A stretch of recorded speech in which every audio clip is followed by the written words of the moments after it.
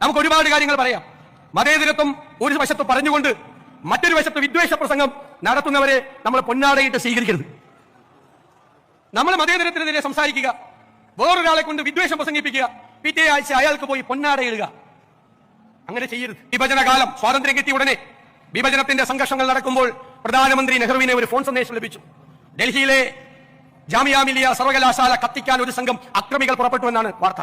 കേട്ടവാദി കേൾക്കാത്തവാദി ആരോടും പറയാതെ ഒരു വണ്ടിയിൽ കയറി അദ്ദേഹം ആ സർവകലാശാലയുടെ മുമ്പിലേക്ക് എത്തി. സർവകലാശാല കത്തിക്കാൻ കൈകളിൽ തീപ്പന്തങ്ങളുമായി എത്തിയ അക്രമി സംഘം അതിന്റെ മുൻപിൽ നിന്നുകൊണ്ട് രോഷാകുലനായി നിൽക്കുന്ന ഒരു മനുഷ്യനെ കണ്ട് അന്തം വിട്ടു. അത് വേറെ ആരുമായിരുന്നില്ല, ഇന്ത്യയുടെ പ്രധാനമന്ത്രിയായിരുന്നു. അവർ പിന്നോക്കം പോയി ഭയന്ന്. കുറച്ചു കഴിയുമ്പോൾ അദ്ദേഹം പോയി കാണുമെന്ന് കരുതി വീണ്ടും വന്നു. അപ്പോഴും ആ മനുഷ്യൻ ആ സർവകലാശാലയ്ക്ക് കാവലായി അതിന്റെ മുന്നിൽ നിൽക്കുന്നുണ്ടായിരുന്നു. ഒരു രാവും പകലും പട്ടാളത്തിന്റെ അകമ്പടിയില്ലാതെ, പോലീസിന്റെ അകമ്പടിയില്ലാതെ ജാമിയ മിലിയ സർവകലാശാലയ്ക്ക് ഇന്ത്യയുടെ മതേതരത്വത്തിന് കാവൽ നിന്ന പണ്ഡിറ്റ് ജവഹർലാൽ നെഹ്റുവിന്റെ രക്തമാണ് നമ്മുടെ സിരകളിൽ ഒഴുകേണ്ടത്. ആ പൈതൃകമാണ് നമുക്കിവിടെ ഉണ്ടാകേണ്ടത് എന്ന് ഞാൻ വിനയപൂർവ്വം പ്രാർത്ഥിക്കുകയും ആഗ്രഹിക്കുകയും ചെയ്യുകയാണ്.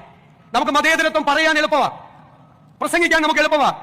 നമുക്ക് ഒരുപാട് കാര്യങ്ങൾ പറയാം. മതേതരത്വം ഒരു വശത്ത് പറഞ്ഞുകൊണ്ട് മറ്റൊരു വശത്ത് വിദ്വേഷ പ്രസംഗം നടത്തുന്നവരെ സൂക്ഷിച്ചു വേണം. അവര് വിദ്വേഷം പ്രസംഗിക്കുന്നവരാകരുത് എന്ന് നമുക്ക് ഉറപ്പുവരുത്തണം. അതിനെതിരായി ചെറുത്തു നിൽക്കാൻ, പ്രതിരോധം സൃഷ്ടിക്കാൻ ഒരു മനസ്സുണ്ടാകണം.